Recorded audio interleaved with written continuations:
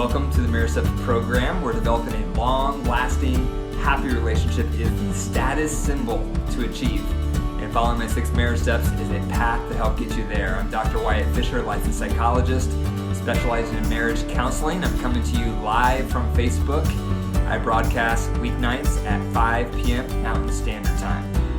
If you have questions about what I covered tonight, be sure to put them into the comment section, and then I'll respond to them at the end of the program for some live Q&A. Okay, so first thing I'm going to go through, first is some marriage facts of the night. First one is traditionally, bridesmaids would be dressed in similar bride-like gowns to confuse rival suitors, evil spirits, and robbers.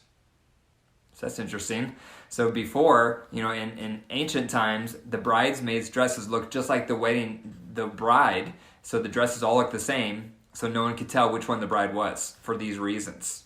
I love history, so I like integrating this type of content into the program. Second one, research shows, a research study was done, that one of the biggest predictors of marriage satisfaction was frequent small acts of kindness. Now that sounds like a no-brainer, but how often do you do small acts of kindness for your partner? How much do you wake up and think about, how can I make my partner's experience in life better today? By little things, whether it's getting them coffee or taking out the dog to go to the bathroom at night so they don't have to, or doing the dishes for them so they don't have to. How much do you consider doing small acts of kindness for your partner to make their life easier? I've had to work on this because sometimes I can get lost in my own world and my own needs and everything I'm thinking about. And so this has been an area I've had to work on, is how can I make my wife's life better? What are some small acts of kindness I can do for her on a daily basis? And if you're both doing that, that's one of the biggest predictors of having a happy marriage. Okay, so now time for the marriage jokes of the night. The first one is, honey, what will you give me for our 25th anniversary? I'll give you a trip to Thailand. Wow, that is awesome.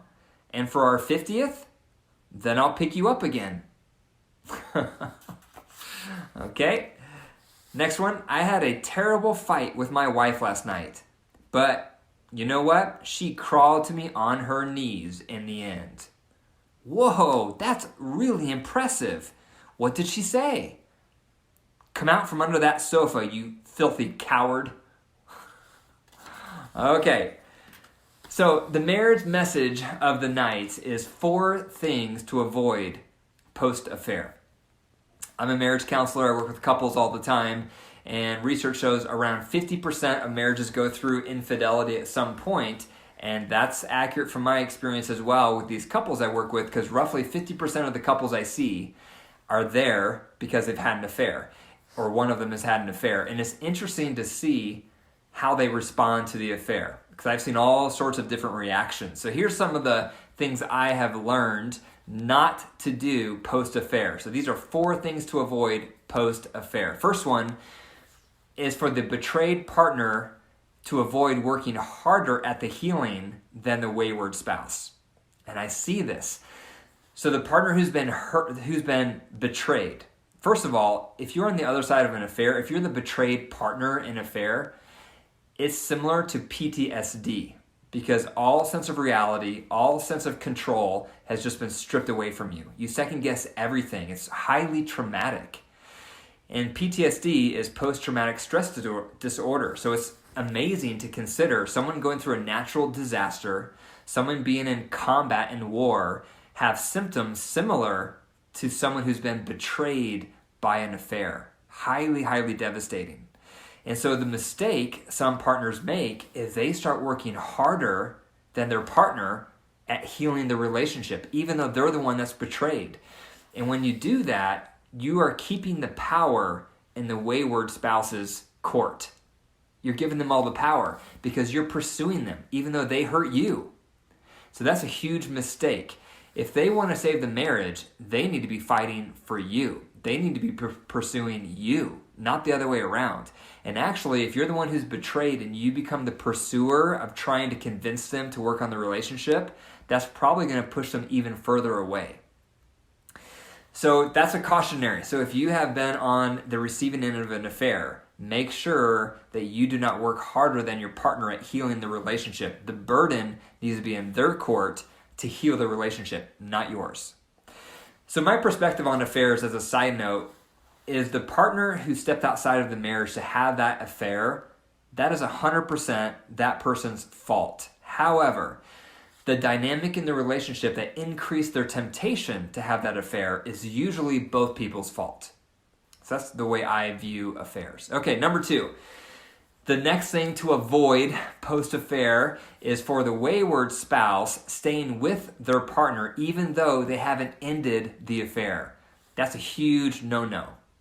So if you're betrayed and your partner's had this affair, the worst thing you can do is stay with them even though they're still in that affair relationship. They won't end the relationship.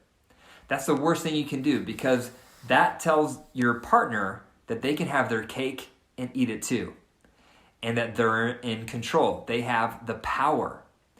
So instead, the recommended steps is, if you're in a relationship and your partner has an affair and they won't stop that affair, first thing you should do is expose the affair so that all family, all friends find out, because usually exposure will kill the affair, because an affair is an illusion.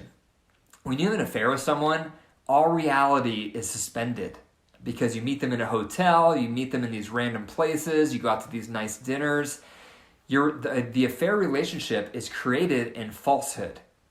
And that's why the majority of affair relationships don't make it when they turn to marriage, because once that utopia of an affair hits reality of life with kids and mortgage and stress and day-to-day challenges, it falls apart because it was built in a utopia.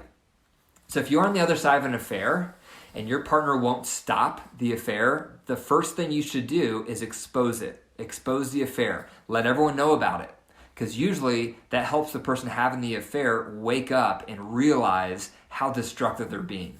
If that still doesn't end the affair, the second round of advice that you should do is have a separation and don't allow any contact with your partner until they can prove the affair is over.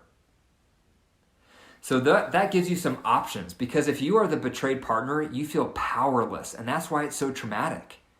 So that gives you some options, and that gives you some power. So to expose it, and then a separation with no contact if the exposure doesn't work, then you separate with no contact until they can prove the affair is over. The third thing to avoid post-affair, now I'm going to talk to the wayward spouses who've had the affairs.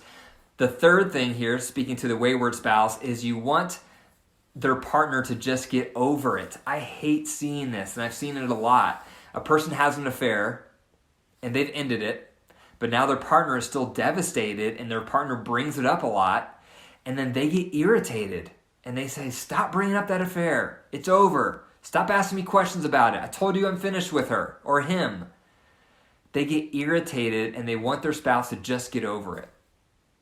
And that is so unrealistic, because if your partner has gone through an affair, they need to process through the pain. They need to ask you questions. They need to rebuild trust. And so the last thing they're going to be able to do is just get over it. And the more you feel like they should get over it, the more you get irritated with their concerns, their trauma, the more you're going to keep them stuck in the past, in the trauma of the affair. So that's the worst thing you can do. So if you're the one who's had the affair, do not get irritated and pushy with your partner to get over it, because it will accomplish the opposite. They won't get over it.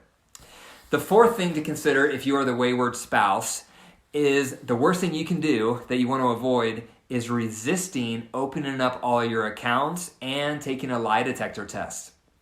So that's one of the things I recommend when I work with couples, is for the person who's had the affair to get hooked up to a lie detector test so that their partner can ask them whatever questions they have. Because a lot of times we have questions when we're betrayed and we're hurt. We have a lot of questions on what happened, and often we can't move forward until those questions are answered. But the partner has been lying to your face, and so you can't trust what they're going to say. Therefore, if they're hooked up to a lie detector test, it increases the chances of what they're saying is true. But the problem is a lot of people who've had the affair resist. And they say, I'm not going to hook up to a lie detector test. Just trust me. It's the worst thing you can do.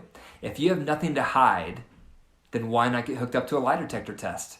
Why not do all that you can? If your heart's in the right place to want to heal your marriage, you should have a willing spirit to do everything in your power to heal that relationship. So if your partner wants you to do a lie detector test, you should do it with bells on. Because if you don't and you resist, you look suspicious, like you have something to hide. The other recommendation around this is opening up all your accounts for accountability. So your partner can have access to all of your passwords, all of your social media, everything, so that trust can start being rebuilt again. And that's recommended for all couples, by the way, not just if you're recovering from an affair, because couples shouldn't have secrets. Things should be open. That's how you build and maintain trust. But a lot of wayward spouses don't want to open up their accounts. And I've seen people have negative reactions to that recommendation, and they'll say, I'm not a child. You don't need access to my accounts. And that just makes you look guilty, like you have things to hide, and you're not willing to do whatever it takes to heal your partner because of the trauma you've created. So it's the worst thing you can do. So the best thing you can do is volunteer all of your accounts, all of your information, volunteer your phone. If you have nothing to hide, why resist it? So those are the 4 things to avoid post-affair. Number 1, for the betrayed partner, you do not want to be working harder at healing the relationship than the wayward spouse is. Number 2, for the betrayed partner, do not stay with your partner if they're still in the affair relationship. First of all, expose it if they won't end it. And second of all, have a separation until they can guarantee it's over for you. Third, for the wayward spouse, the thing to avoid is getting irritated with the healing process with your partner and wanting them to hurry it up. It's the worst thing you can do. And the 4th worst thing you can do to avoid for a wayward spouse is resist a lie detector test and resist opening up all accounts. It's the worst thing you can do. Okay, so if you have any questions, go ahead and submit your questions now if you can in the comment section. I'll be looking for them. And otherwise, you can always email me your questions, or you can submit them direct message, whatever you prefer. For more marriage resources, be sure to go to my website. It's drwyattfisher.com. And if you enjoyed the program tonight, the Marriage Steps program, be sure to share it with your family and friends and leave a review. As a reminder, the Marriage Steps program is listener supported, so to help keep it on the air, please consider becoming a monthly rock star by going to patreon.com/marriage steps. And remember, your marriage is alive. So consider, are you daily growing it or are you killing it? The choice is up to you. Take care.